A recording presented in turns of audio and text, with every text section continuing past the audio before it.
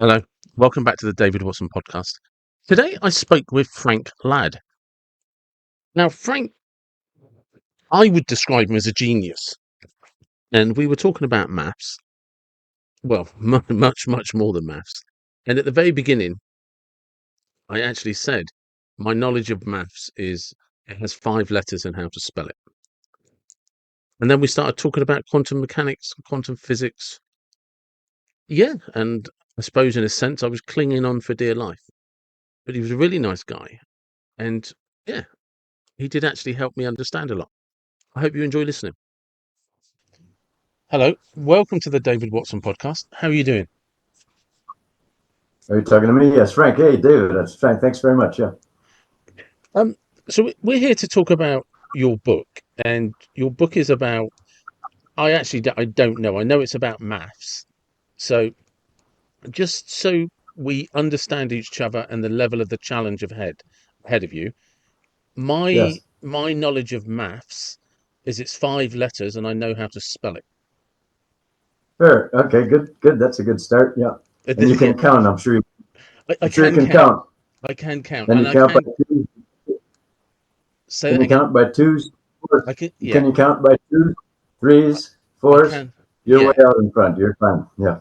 Yeah, and I can Okay. count So without my fingers and toes, so we're good. We're no, good. good. Yeah. You know. Good. So the press junket that came over to me is effectively, and this isn't the first time I've heard this, but there's actually maths isn't as agreed upon as people believe. Is that correct? There are many aspects of mathematics that are controversial among mathematicians. Now, one of them is what maths is about. Is math a subject matter that we're to study, or my view is that mathematics is a language. It's a language. It's a sophisticated formal language with which we can talk about all sorts of things. But that's not a view that's accepted by everyone. But anyhow, there are controversies in mathematics. That's interesting, actually, because a lot of films, sci-fi films, have made that point themselves that maths is a language in which to talk to everybody. Oh, is that right? I haven't seen those types of films, but that's right. The math can talk about all sorts of things. It can talk about nature. It can talk about the universe. It can talk about tiny particles, the smallest particles, quantum particles. That's what this subject is about of my book, the small ones. But mathematics is a language, and it can even talk about itself. Mathematics is a language, just like in English, we can talk about the structure of our grammar and things like that. Well, mathematics can talk about itself as well. But it's good, anyhow. Yes. So when you say like, I kind of joked at the beginning about my limited knowledge and experience of maths, and when you say it can be used like a language, and because I'm always looking at things in nature, and when people like you've probably seen them as well, when people cut slices through atoms or through items in nature, there's always geometric symbols, and people always refer to the fact that there's always basic principles that apply to math. But to me, it's pretty patterned, so I don't understand how it relates to maths. So it turns out, well, there's algebra for Yeah. talking about things, and there's geometry, which is pictures of structures of things. And it turns out there are many algebras, there are many geometries. For every algebra, there's a geometry that goes with it. For every geometry, there's an algebra. Algebra and geometries are two ways of, just as we can talk about things and we can also show things. I could show you pictures. A picture tells 1,000 words. Geometry tells 1,000 words of algebra. That's the way I use it. My mathematics is largely based on algebra of discrete measurements. The measurements that we make, they're all discrete: 1, 2, 3, 4, 5 centimeters, millimeters, micrometers. They're in units.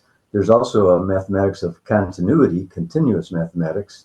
But our parents used to think that the world was really continuous, and that discrete mathematics is just approximations to the real continuity. But we're in the opposite. We realize that all of our experience is discrete. It's digital, And continuous mathematics with integrals and that integration and differentiation of continuous functions, those are useful approximations to our real discrete computations. Sometimes the computations are so huge that even a computer can't do them so easily, and even if a computer could do it, it's easier to do it sometimes with continuous approximations. But now we're talking about fundamentals of mathematics, as opposed to my book, which is about about physics. Yeah, but we can talk about physics too, anyhow, as you like. Well, before we get to the book, when did you sort of? How old were you when you started realizing you had a an interest in maths? Probably 2, 3, 4 years old. Oh I, wow! I love. Oh, that was good. I had my. I'm from a family of 9. My oldest brother John was 3 years older than me. Tom was 2 years older than me. They're actually 2.5 and 1.5 years older. Then comes me. Then comes Catherine, Mary, Margaret, Matthew. And so John was a smart guy. He was way ahead of me. He knew all about the stars and also. Well, I couldn't keep up with the content stuff, but I could count, and I love to count, and I still count. I find myself bicycling along, and I'm going. I find myself just saying 22, 23, 24, and for no reason at all. I like numbers from when I was 2. Yeah, 2, 3, 4. And what is it? So, like I said in the press junket, it said the book would be considered controversial, and Hmm. because and one of the questions they said is like why is it controversial? So Hmm. Yeah. what is it that is mainstream that is said, and what is it that you're saying? That's okay. I should just give one brief thing. Yeah. Physics is a study. Physics is a study of how things work. What do you mean how things work? Things work at all different scales. They work at our scale. We're talking about centimeters and millimeters and meters and kilometers. That's the scale of our life. To talk about the orbits of the planets, we're talking about thousands and thousands of kilometers. And we're talking about the stars, we're talking about light years, huge, huge distances. And when we're talking about small, small, small things, we're talking about micrometers and milligrams, not milligrams, but one photon, for example, one photon of light weighs 10 to the minus 45 powers grams. That's point zero zero Yeah. zero. That's why you don't feel it, because people say it doesn't have any mass, but it does have a very small mass. Anyhow, so quantum mechanics, the theory of mechanics, Newton's mechanics were about the mechanics of our daily life and about the mechanics of the orbits of the planets around the sun. The quantum mechanics is the mechanics of tiny, tiny, tiny stuff. How do they work? Well, the difference between the two of them, there are two features by which mechanics, classical mechanics and quantum mechanics are said to differ. Classical mechanics, if you roll, we're talking about bowling balls, the laws of mechanics will tell you that if you roll the ball at this angle down the alley, it is going at this acceleration and speed, and it's spinning at this velocity, and it's going towards those pins that are set in.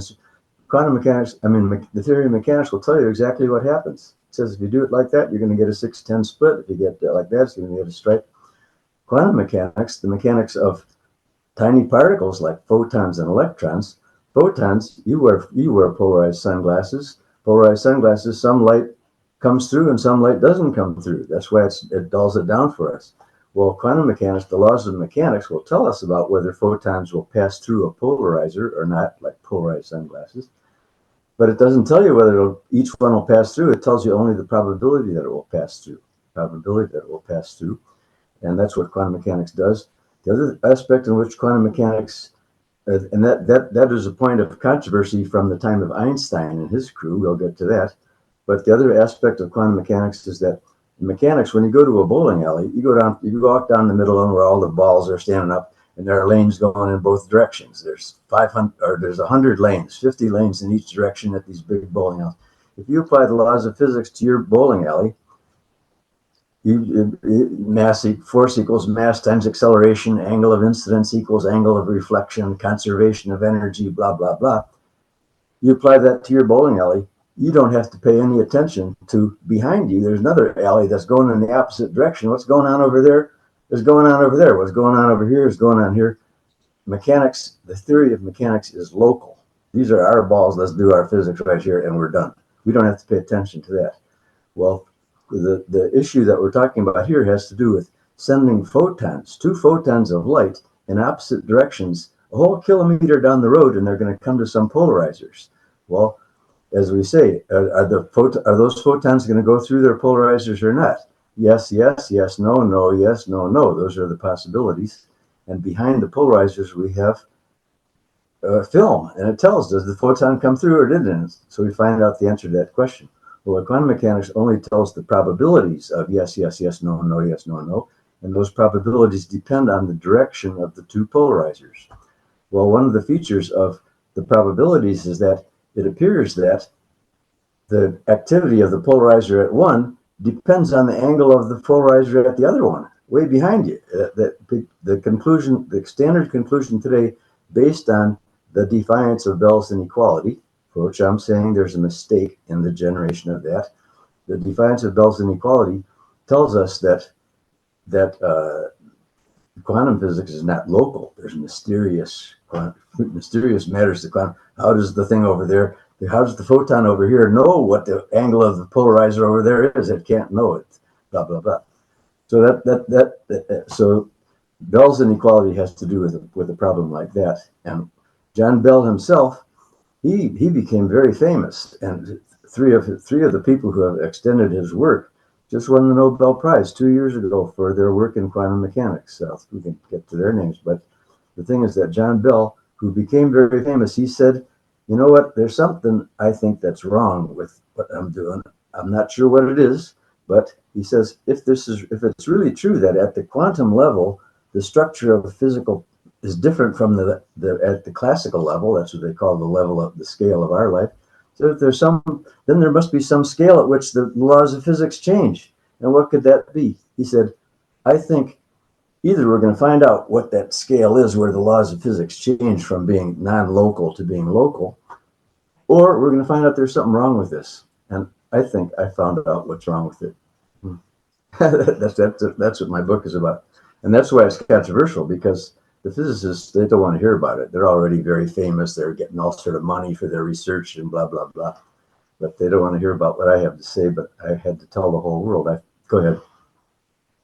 I just want to I just want to make sure I know where I am with this. Yes. When you talk about photons, is that the same experiment where you see people fire um, through the slits? I think it's Although that can be done with photons. Photons can get fired through slits, or it can yeah, send electrons through slits. Yeah. yeah, and I can't Yeah. remember exactly how the experiment works, but it Okay, doesn't. this is one thing that you need to know about light. You know, light is actually it's a physical stuff. It's Yeah, stuff, just like water or wood or something like that. Light is stuff, and what light is made up of are particles, which are little tiny packets of energy. The tiny packets of energy, those packets of energy, they're coming at us all the time. And when they're coming from the sun or from a light bulb or wherever they're coming from, and the way that this light travels is a little packet of stuff, and it travels in waves. The waves can be short waves or they can be long waves, and when they touch our retina, that's why we see different colors, because we see short wave light. That's why the sun is red when it sets, and why the sky is blue, and blah blah blah. Okay, well, so photons are made up of these packets of energy. Well, they're not just going in waves; they're also spinning. They're traveling in waves and they're spinning, and they can spin to the right and they can spin to the left. So there could be spins of photons as a photon, and same with electrons. Electrons have spin to them, and they can be in one direction or the other direction, just like a magnet. There are two directions of a magnetism. You can turn a magnet over and it'll repel. You turn it backwards the other way. Well, electrons can spin down or the electrons can spin up. But photons are packets of energy that are coming, and when we see the light, we're getting bombarded by zillions and zillions and zillions of photons. They're so tiny we can't even feel them, but if they're going at the right wavelength, they can burn our skin, that's for sure. But we can't feel them. But I'm not sure just how we got to there. That's what photons are. okay. Yeah, But we can now generate a single photon. we know how photons are made by putting energy into an atom, and we can send a single photon, and we can track that photon. Does that go, polarizing? This crystal structure of polarizers has a direction to it. They have lines, so the polarizer can be directed in all different directions, and the photons coming in all different directions. If the direction of the polarizer meshes with the direction of the photon's wave meshes with the polarizer, it'll pass right through. If it's perpendicular, it won't pass through. And if it comes at an angle that's between 90 degrees, 0 degrees and 90 degrees, it might pass through and might not pass through. And quantum mechanics, the laws of quantum mechanics tell us the probability that a single photon will pass through given the relative angle between the direction of its waving and the direction of the polarizer. Yeah. Okay. How's that? Is that understandable? It is to the limit of my ability to understand, bearing in mind I'm still counting in twos and fours. Okay, good. Yeah. So that's a good place. That's a good place to be counting. Yes, that's where I start the kids. 3, And 6, 9, 12. yeah. Yeah. So how does, what is it about yours that's controversial? Because you said that Bell said there was something missing, and you think you found it. Okay. Yes. Okay. This is how that works. See, in the mechanics of our life, systems are in certain states, and if it's in a certain state, something will happen, and the laws of physics will tell us what happens. The current theory of quantum mechanics is coming from Copenhagen view of what was the guy, Niels Bohr. Their view is that the photons aren't in any particular state. They're in a superposed state. They're in a random state. The photon behavior is random. Nature at its source is random. And it's only when we observe the photon, that's when the state gets certified that the photon, yes, it went through, it didn't go through. That's what we find out. It's only when we observe it that we find out. Okay. Let's see, what are we talking about here? We're talking about, well, Einstein, he was concerned about these probabilities. Einstein, Podolsky, and Rosen wrote a famous paper, Is Quantum Mechanics Incomplete? And Einstein's view about probabilities was, he said, I can't really believe that the probabilities are in the photons or the probabilities are in the electrons. He said, I can't believe that God rolls dice, that nature is random. But the view is that nature is random at small scale, and it's the laws of large numbers, theorems and probabilities that hold things together at bigger scales. If individual things are unknown, the sum of many of them are known. That's sort of the idea in a ballpark. Okay. But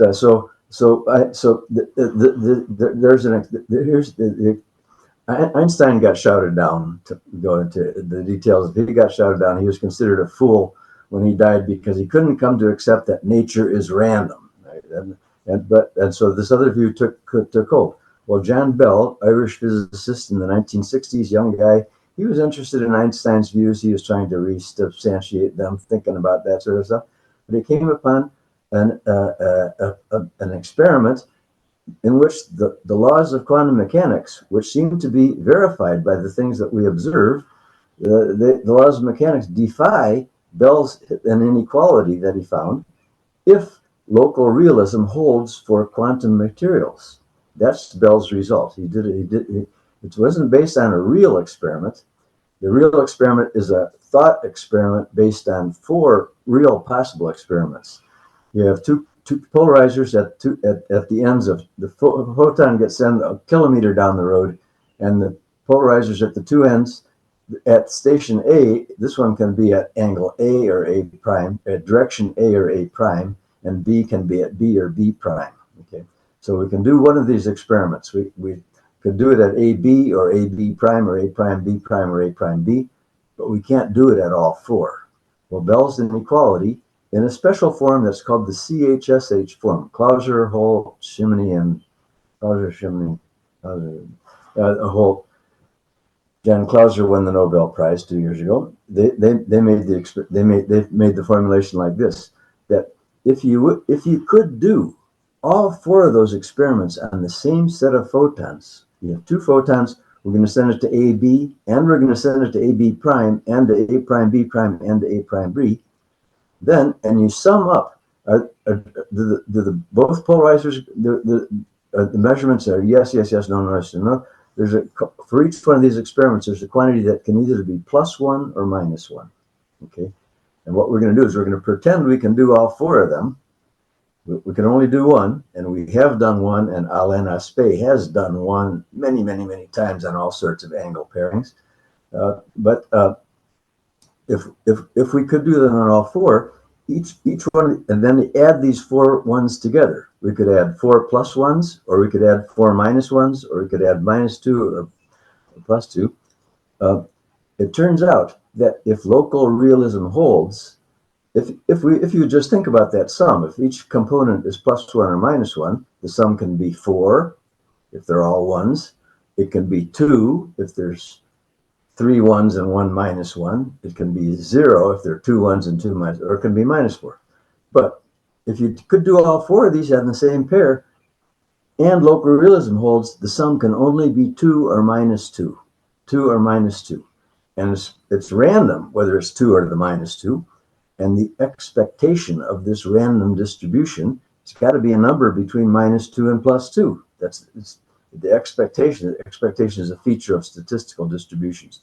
It's like the normal distribution with a mean of what is your height? I don't know what your height is, but it's a random number when we get up to measure you, and there's a mean to this, an expectation. Well, the expectations got to be between the biggest possible height and the smallest possible height.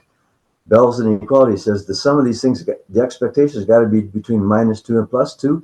When you apply the quantum mechanic probabilities, it appears that the expectation is 2.8. Bigger than -2 +2. That's the defiance of Bell's inequality, and that's what's based on a mistake. And this is how the mistake works. Are you ready to hear the mistake? Yeah, I'm trying to keep Are up. you with me? You're trying to keep up?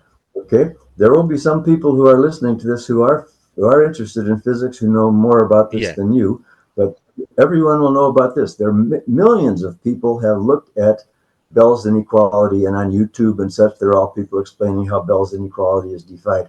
Well, it's not defied, and this is the reason that if these four things can only sum up to 2 or -2, well, suppose you summed up just 3 of them. Suppose they add up to 3. That means the fourth one's got to be -1, because the 4 can only add up to 2 or -2. If 3 add up to 3, the fourth one's got to be -1. If 3 add up to 1, the fourth one's got to be +1. If 3 add up to -1, the fourth one's got to be -1. If the 3 add up to -3, the fourth one's got to be +1, because the sum can only be +2 or -2. And that's the basis of the mistake in Alain Aspect and the people who make this expectation as 2.2, 2.8. They take the expectation of a sum as the sum of the expectations. Each of the expectations is 1 over the square root of 2, and that's why it adds up to 2.8. But it doesn't, because the fourth one, each one of those ones is a function of the other 3, and that is the basis for the mistake that quantum mechanics doesn't talk about the probabilities of things that you can't observe. This is a thought experiment, and as a result, quantum mechanics doesn't specify this expectation exactly. But I figured out a way to do computations that tell us that the quantum mechanics doesn't say 2.8. Quantum mechanics only gives us an interval. The expectation is between 1.1213 and 2. That's what quantum mechanics says, and that's the conclusion for the mistake. So quantum mechanics does not defy Bell's inequality, and quantum behavior at particle level is local, just like your bowling balls at our scale. I told you the whole story. There's much more in the book, but we can go into what else is there. But go ahead. so why is that controversial? Because obviously, in layman's terms, for me, well, it's just like, well, if it's that simple, Yep. why is it disputed? What's the controversy? Okay, it's because the people who came up with 2.8, they've made a mistake. And in our lives, we make Yeah, mistakes all the time. We make mistakes of thought. We think this when it's actually like that. And when you make a mistake in your thought, what you do is you adjust your understanding of everything else to make yes, the mistake make sense. And that's what has happened in physics. In quantum physics, this mistake has bloomed up into more and more and more complicated things that have blah, blah, blah going with it. And so the mistake has become embedded into the lore, so that if, for example, I send my paper to the American Physical Society, their champion journal about quantum mechanics, they'll say, oh, we won't even read this paper. I'm not even going to send it out to reviewers because this matter is closed. We figured it out, and we've got this complicated stuff going on, and we know all about it, and so we're not going to be listening to you. That's what has happened. The mistake has become embedded.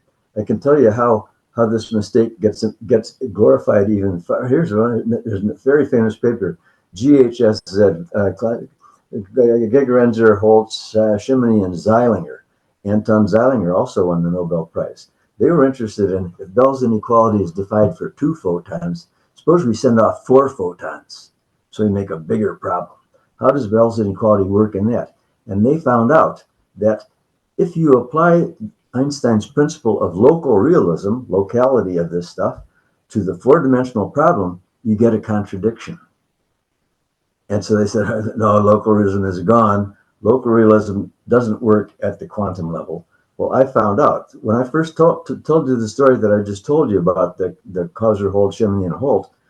Then I talked to a physics group. They said, "Oh, that's so old. You look at GHSZ, they'll show you there's just a contradiction." So I said, "Oh, very good. I'll take a look." I took a look and I studied it, and I found out GHSZ, they put the contradiction into their analysis themselves. They put it into themselves. That you find that in chapter 2 of my book. But so this is just one of the ways that what I said. So, and I apologize if I got this wrong, but in layman's terms, is this basically a form of cognitive dissonance? Regardless of the evidence, they just believe in what they want to believe. Well, they think they have evidence that supports what they say, but there's something wrong with their evidence as well. The evidence was this is what happened.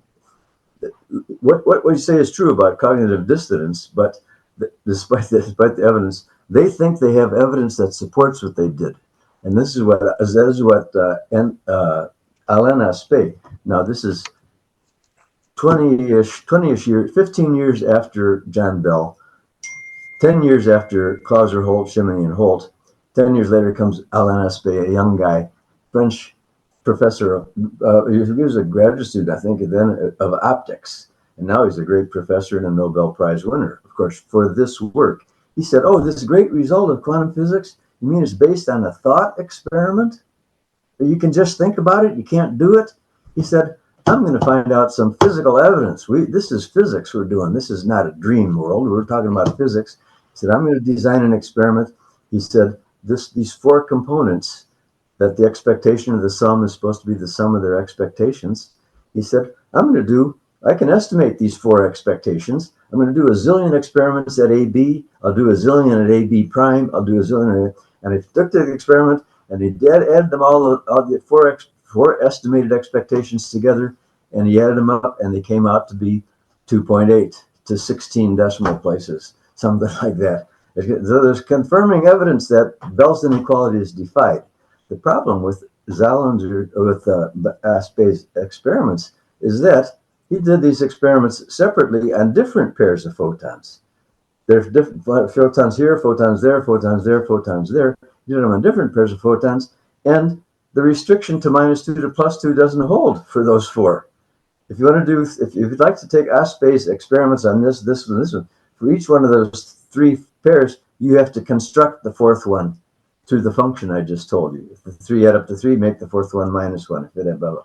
Anyhow, so they think they have physical evidence, and that's the great result of that I'm challenging. Yes, it's wrong. Yeah. Do you have support from other people in your community? There are some physicists who have some support. There are some physicists who say, yeah, this is right. Wow, amazing. We've made a mistake. And it's deeply embedded in the culture, and they're also on the outs with the physics world too. But there are some, but they're few, and most people don't know about it because I've published 5 papers. 3 were in the Journal of Modern Physics. 1 was in a journal called Entropy, and 1 was in a journal called Applied Mathematics. So I have published these things, but they're not the famous papers that the American Physical Society Yeah. champions in its magazines. They're ones that are, but they're published. And so I decided these things aren't getting read. They're not getting talked about. I'm going to tone it down a little bit to make it more accessible to a more general readership of people who are interested in science and publish it as a book. And that's what I did. And my book is fun. It's lively. It's got mathematics in it. You don't have to worry yourself about the details of the mathematics if you don't know what a sine function is. Sine function. You don't have to know about that, but you'll see it'll say sine of cosine of twice the cosine of AB. Blah, blah, blah. Yeah. Don't worry about that, but read through it. It'll tell you what it's about, and it's very important. Yeah. So when did you discover this? It took me 10 years. You know, I was never interested in physics. In high school I had a great mathematics teacher, Charles Landon. I had a very fine chemistry teacher, Tom Henningman. I had fine biology. I remember all these people, but the physics teacher, I never liked the guy. You know, in high school you don't like your teacher. Well, shit, you're going to write him Yeah. off. So, blah blah. And then when I found out, I became a mathematician, and my main field is probability. Probability is also a very controversial subject, and I'm a proponent of the subjective theory of probability as opposed to the objective theory of probability. The physicists think probabilities are objective, they're in nature, they're there. Subjective views, like Einstein said the probabilities aren't in the photons, the probabilities represent our uncertainty about other things that are involved in this problem that probabilities are a measure of uncertainty. They're not a measure of nature. Don't look for probabilities out there. You'll never find one. You'll find the photon goes through or it doesn't go through. You won't observe the probability that comes. Physicists think that probabilities are averages. They're not averages. Probabilities are assertions of uncertainty. But I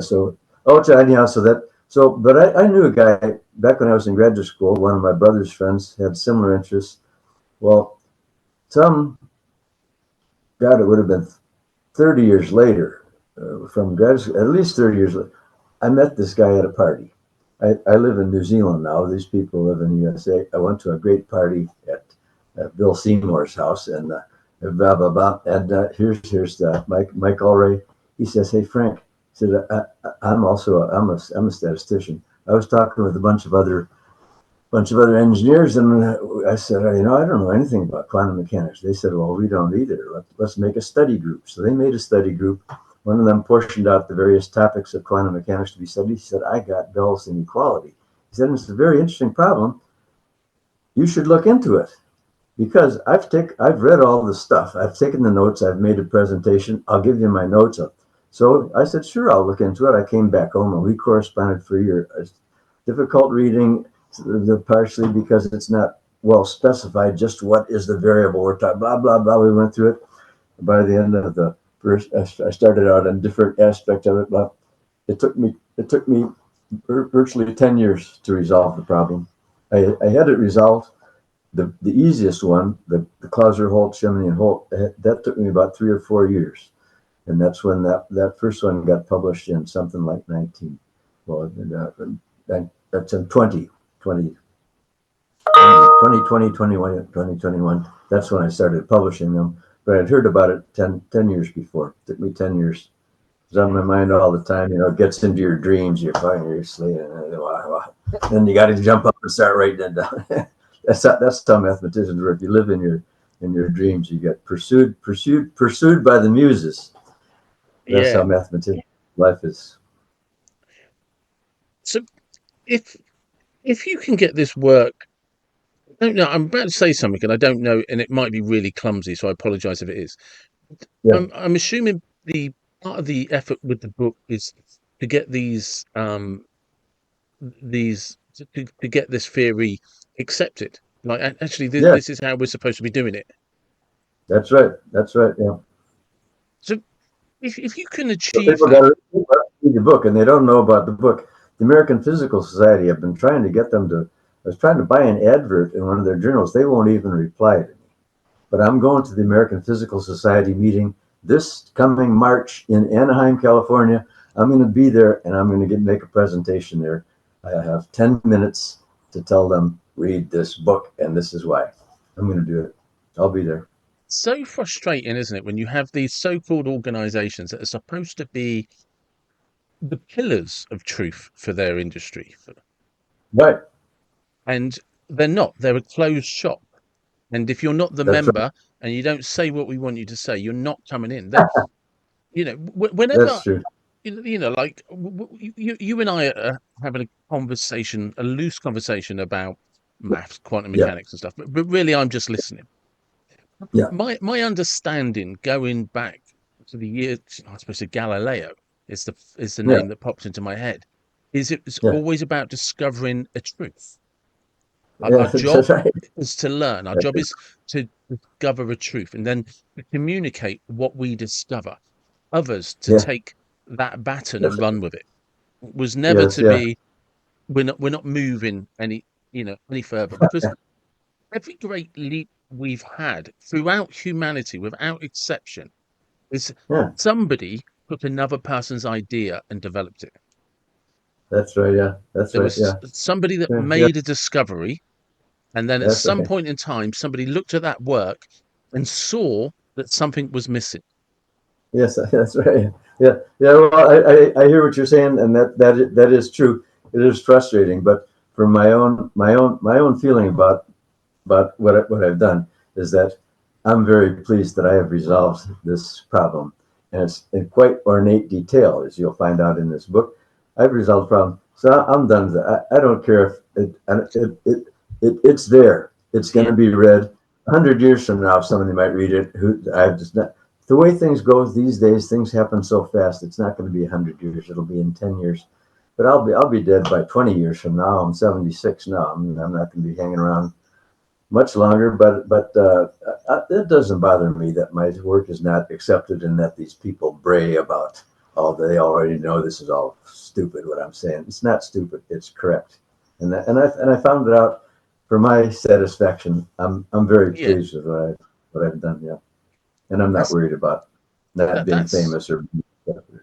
but that's a really good place to be, and lots of us would do a lot better in life if we could just say, "No, no, I'm good with what I've done. It's fine." That's right. Yeah, yeah. Candide. And what I'm living here. I've got a huge, fabulous garden and a pond and a native forest around my house. Candide, when he went around, Candide wanted to find out what the world was like, and he went out and he went to see all these amazing things of his life. And at the end of his life, Candide came back home and he just tended his garden. That's what happened to Candide. And the same with Rasselas. Rasselas was the same. He went on a journey too. They both tended. Oh, I'm tending my garden. I'm tending my garden, and I'm tutoring neighborhood children in arithmetic. That's what they do. I said, when they come, can you count 1, 2, 3, 2, 4, 6, 8, 10? They make a matrix. They go 9, 18, 27 up to 81, 90, 100. And then we write that matrix down. And I say, now look at that matrix. You wrote down those columns. Look at that sixth column. Now look at the sixth row.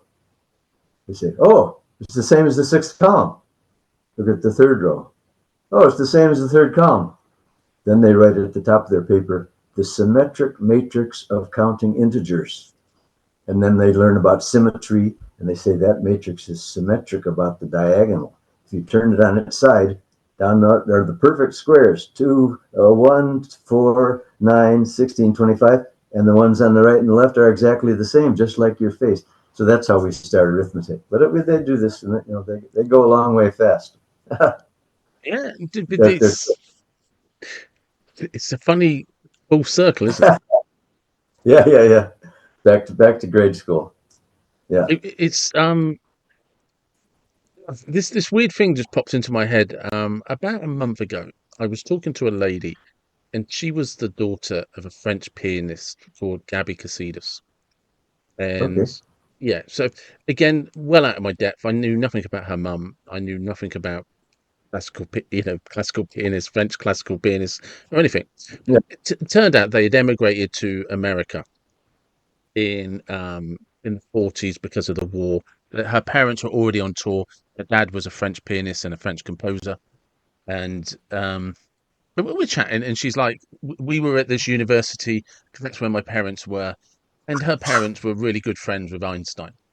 and Oh, really? she has these memories of a child, um, being a child, as playing with Einstein's slippers, and was in and around the house and knew Einstein, and she Yeah. like completely just did not see why that fascinated me. Do you know what I mean? And a lovely Yeah. lady as well, and Okay. Wow. I her can take. name's Faris. Faris is her name, and so she had this like little anecdote about, oh yeah, yeah, I knew Einstein, you know, blah blah. We used to go there for dinner, play the piano, people would sing, and I'd play with slippers. I was just like, you're talking about Albert Einstein, aren't you? Yes. And the Yeah. reason I was saying I'll that, tell you- Go ahead. You go. yeah, so the Yeah. reason that pops in my head, because you've written this book that effectively, once it's accepted, will change the course of history, right? For want of a better Yeah. term. And some Yeah. kid down the road will be like, I remember him teaching me matrices and Yeah. symmetry. Yeah. There are kids. Yeah. There are kids. Yeah. Some kids around. And they'll be like, what, you knew Frank Ladd. Yeah, yeah. Yeah. Nice Yeah. bloke. Yeah, yeah. He That's had a lovely garden. Yeah, yeah, he had a lovely garden. Yeah, they love to see the garden. They love to get into the worm box, Yeah, you know, yeah. all the worms. Yeah, that's. I'll tell you one. I'll tell you a similar story like that. My mother and father, they met as graduates, not graduate students, as postdoctoral researchers working on the Manhattan Project. Oh, That's where wow. they fell in love. They were at the University of Chicago, where blah blah blah. Well, my mother, during that era, she published a paper with James Franck. James Franck won the Nobel Prize in Physics in sometime like 1942 or 3 or something like that. My mother had published a paper with him. And when I was a child, James Franck came to our house, and he was in Cleveland. My dad worked at the National Advisory Committee on Aeronautics. NACA was the previous to NASA. It became NASA around the time of Sputnik. Anyhow, well, I can remember, I was probably 3 or 4. I remember bouncing on James Franck's knee That's because mad. he was a visitor in our home. You know, that was my mother, Dolores Terward Ladd. You can find out about her. Bob Ladd is my dad's name.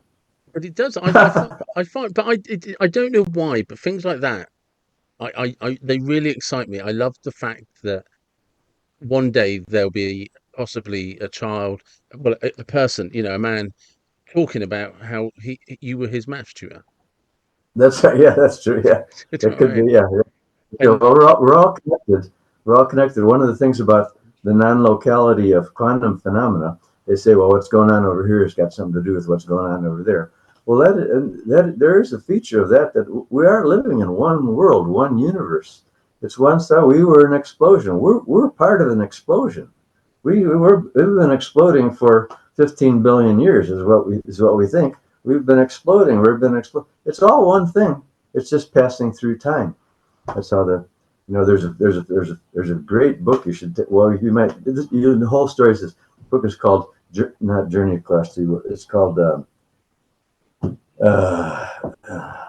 Flatland, 19th century, when people learned about another dimension to life, about higher dimensions. So the story is this: people are living in the flatland. They're living on a plane, and all the figures, they're triangles and they're squares and they're lines and they're circles and things like that. Well, they're living there, and he makes up this whole sociology.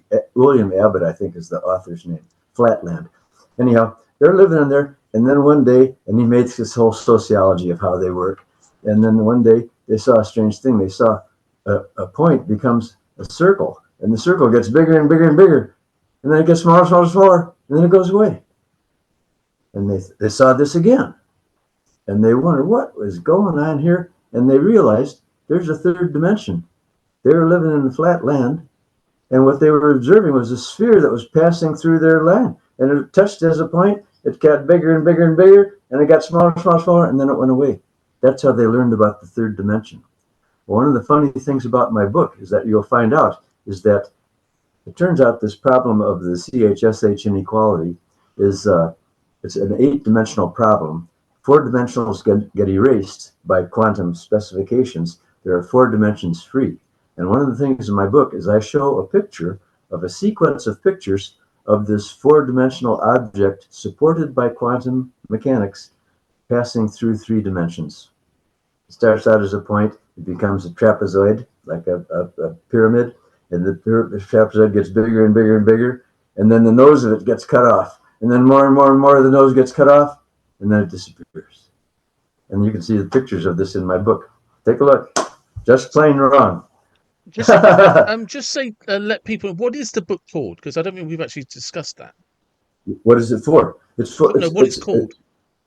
oh, what's it called? It's called Just Plain Wrong. Let's see. I got it here. Yeah, this is Yeah, it. yeah. It's Well, I called can see it in the background. Yeah, just plain wrong. just plain wrong. The dalliance of quantum theory with the defiance of Bell's inequality. That's what the book is called. Mm-hmm. And on the back of the book, here's an interesting thing too. This is a picture that was painted by my bless her, now departed wife, Bell. That's a picture of the enlightened woman.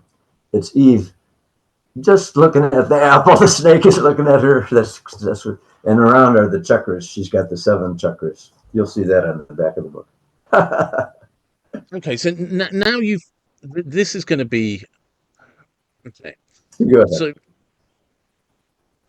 well, you've obviously, as you were talking, and you were talking about all things being from one universe and all things being connected, and often there are lots of people that go down the road of law of manifesting and law of attraction, whatever you want to call it, and they always quote maths and quantum physics and stuff like that. And I deliberately have not gone down that road and asked you anything about that. But now you've just brought in chakras. But what? I didn't quite understand. Talking about what? Well, because so often when you and I were talking, you were talking about we're all the same thing, and we've been Yeah, yeah. exploding for 15 billion years, Yeah, and yeah. Go ahead. Yes. you were talking about if one thing happens, it has to affect another thing, which is also known as the butterfly effect. Okay, Yeah. and if we think of something, it can affect something, right? Yeah, yeah. So that does can lead to a conversation of things like law of attraction, law of manifesting, etc., which is very big business for a lot of people, and a lot of people always quote quantum mechanics, quantum physics, and stuff, Yeah, etc. So, but I didn't go down that road because I was okay. just No, like, no. we're going to stick Yeah. to maths. But then you've Okay. just talked to me about chakras, and I'm like, now I have to Oh yeah. ask. Yeah. Well, that's the thing to learn about life, about nature.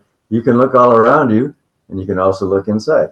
You look inside, Hmm. and when you look inside, you have to be very quiet. You can go in there, and when you look inside, there's no language in there.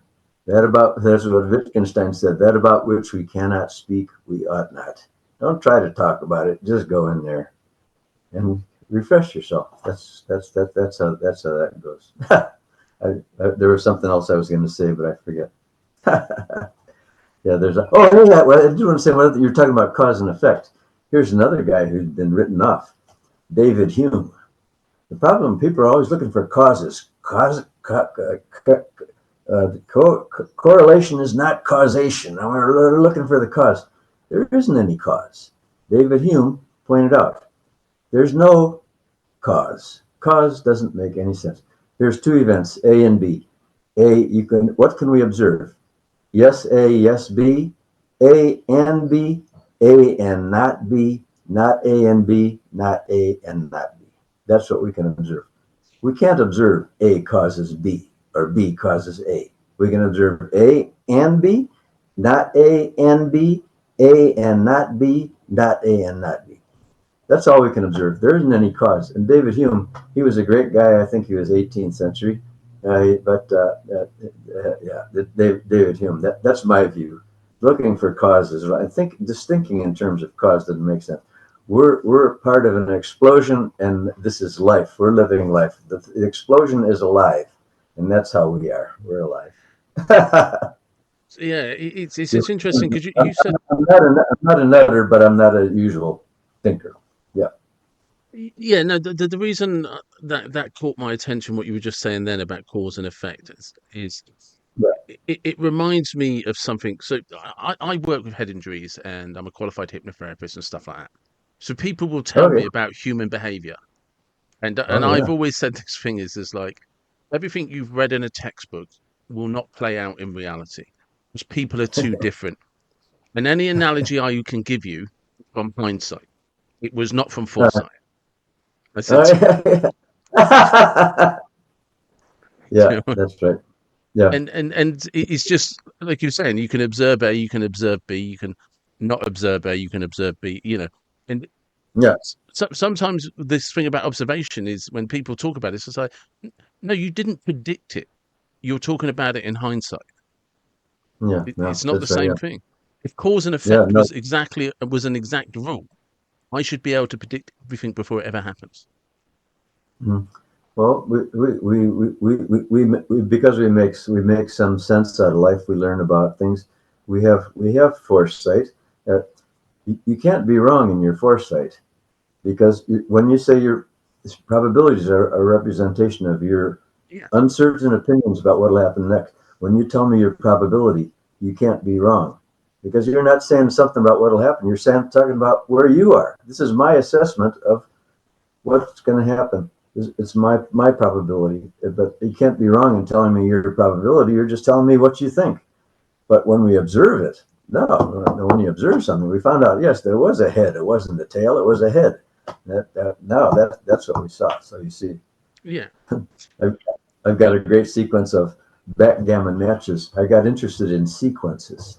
Mathematically, I was got a problem. I never resolved that problem completely. But my Bell and I, we played backgammon many, many times at lunch over the years. I've got cards that say BFFB, BFB, BFB, FB, BFB. Like that's I'm interested. It's interesting. Never gotten around to completely assessing the data, but I've got ideas about it anyhow. You might still. Um, How if much? some if somebody wanted to get into maths, they're listening to you and I talk, and Yeah. they want to. Where would you say, like, where is a good place to start learning about math? Arithmetic. You do arithmetic. Just I start with arithmetic. There's basically the mathematics is. I mean, there's mathematics that's not arithmetic at all. The mathematics. I say mathematics is about uncertainty. It's about change, and it's about structures. That's what it's about. Probability is the study of uncertainty. Is the formalization of uncertain knowledge. Changes. That's what calculus and that sort of stuff is about. Functions and functions. It goes bigger and well, how does it change to get that? That's what's. But it's also about structures, and there are many structures of. There's structures that are made up. The mathematics is made up, but there are structures that they're also applicable to all sorts of stuff. And there's types of structures that are there are other aspects of mathematics that have nothing to do with anything that you or I know much about, but those are structures, and there's those are the high mathematicians. Those are that's the my work is theoretical work about the foundations of probability as it's applied to statistical problems. How much milk is this cow going to give? You got a Yeah. whole herd of cows. That sort of stuff. Anyhow, What's the potential change to how we view this subject if people start accepting your idea and working with it?